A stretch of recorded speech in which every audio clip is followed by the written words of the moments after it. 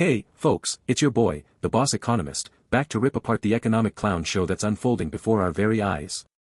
If you're new here, buckle up, because we're diving headfirst into the steaming pile of government mismanagement, corporate chaos, and economic uncertainty that's got the U.S. economy teetering on the edge of a cliff, while the suits in Washington fiddle with their tax bills and tariff toys. And if you're a longtime fan, you already know the drill: the government screws up, we call it out, and we do the math to prove it. So, grab your calculators, your coffee, and maybe a stress ball, because today's episode is gonna get spicy. Alright, let's set the stage.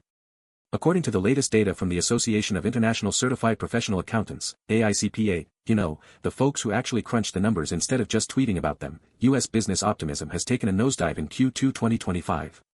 We're talking a 20 percentage point drop in executive confidence from Q1, with only 27% of execs feeling good about the economy in the next 12 months, down from 47%. Compare that to the post-election euphoria in Q4 2024, when 67% of these same execs were popping champagne, thinking Trump's return to the White House was going to be an economic golden age. Spoiler alert, it's not. And here's the kicker: 1 in 5 execs think we're already knee-deep in a recession, while another 34% are bracing for one by year-end. Of those expecting a downturn, 75% say it's going to be moderate to severe. Oof. That's not just a blip on the radar, folks, that's a 5-alarm fire. But hey, don't take my word for it, let's peel back the layers of this economic onion and figure out what's making everyone cry. Now, if you've been watching Boss Economics World, you know we don't just skim the headlines and call it a day. Oh no, we dig deep, from the root causes to the surface level symptoms, and we point fingers where they belong.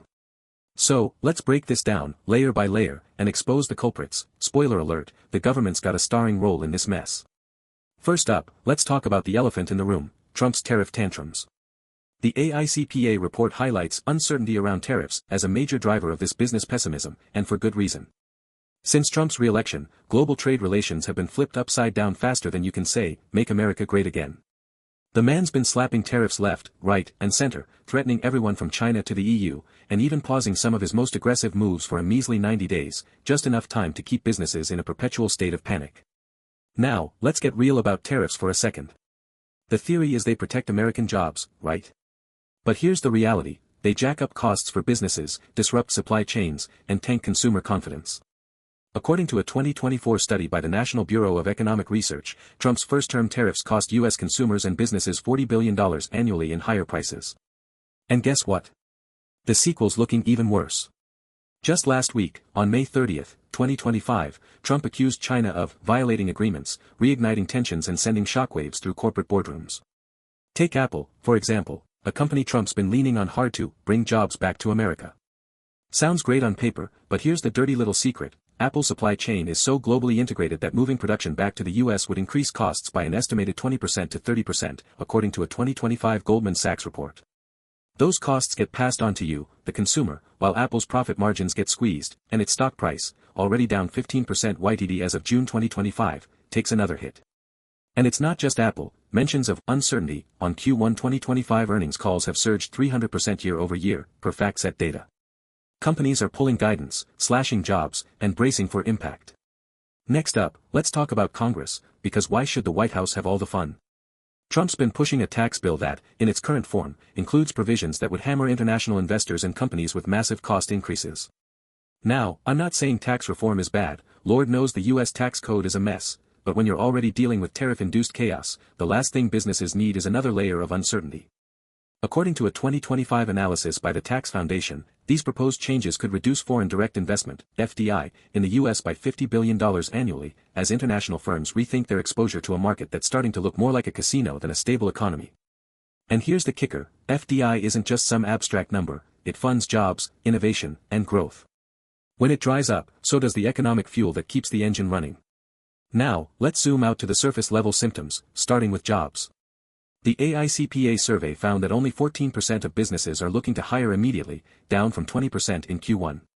Meanwhile, ADP Research Institute data shows private payrolls grew by a measly 37,000 in May 2025, the slowest pace in 2 years. Compare that to May 2023, when payrolls were growing at 150,000 a month, and you've got a hiring market that's not just cooling, it's practically cryogenic. And it's not just hiring that's tanking. Expected revenue growth for the next 12 months is at a pathetic 1%, the weakest since the pandemic-ravaged Q3 2020. Businesses are now expecting a 0.3% loss over the next year, down from a 1.7% profit projection in Q1.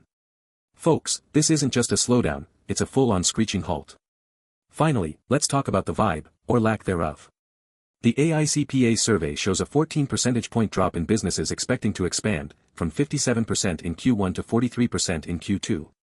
Domestic economic conditions have overtaken inflation as the top concern, with execs also sweating over supply costs, political leadership, gee, I wonder why, and declining markets.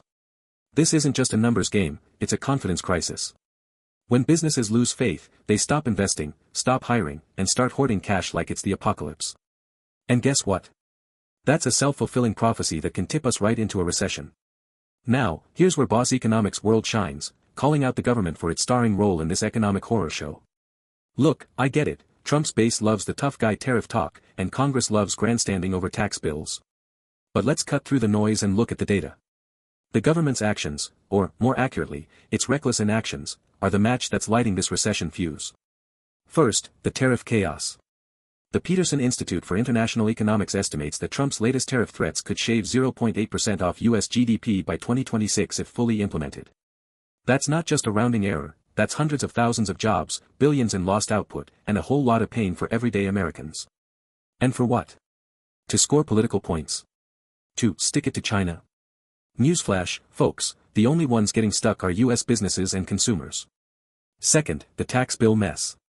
Instead of providing clarity and stability, Congress is playing a game of chicken with the economy, dangling tax provisions that could kneecap international investment at a time when the U.S. desperately needs capital inflows to offset the trade deficit, which, by the way, hit a record $1.1 trillion in 2024, per U.S.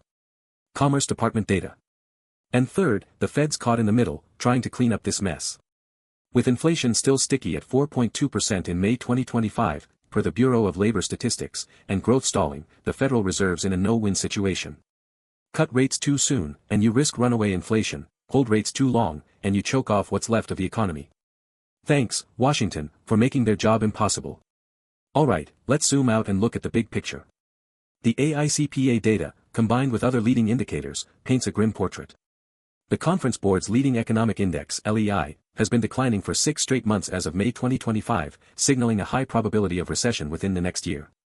Consumer confidence, per the University of Michigan's index, is at its lowest since mid-2022.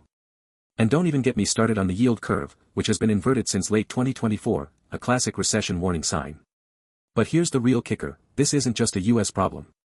The IMF's latest World Economic Outlook, April 2025, downgraded global growth projections to 2.8% for 2025, citing US trade policies as a major risk factor. When the world's largest economy starts sneezing, the rest of the world catches a cold, or, in this case, pneumonia. So, what's the takeaway, folks? If you're an everyday American worried about your financial future, or a finance pro trying to navigate this mess, here's the deal, the government's current path is a one-way ticket to recessionville, and it's on us to demand better. Call your representatives, demand trade policies based on data, not drama, and push for tax reforms that incentivize growth, not chaos. And hey, if you're a business owner, don't just sit there, diversify your supply chains, hedge against tariff risks, and get lean now, because the storm's coming. As for Washington, do better. Stop treating the economy like a political football and start treating it like the complex, interconnected system it is. Well, folks, there you have it, another episode of Boss Economics World, where we expose the economic chaos, call out the culprits, and give you the tools to fight back. The US economy's on life support, and the government's playing doctor with a sledgehammer. But hey, at least we've got the data, the analysis, and the snark to get us through it. If you liked this episode, smash that like button, subscribe, and share it with your friends, because the more people know, the harder it is for Washington to keep screwing us over. Until next time, this is your boy, the Boss Economist, signing off. Stay sharp, stay skeptical, and keep crunching those numbers.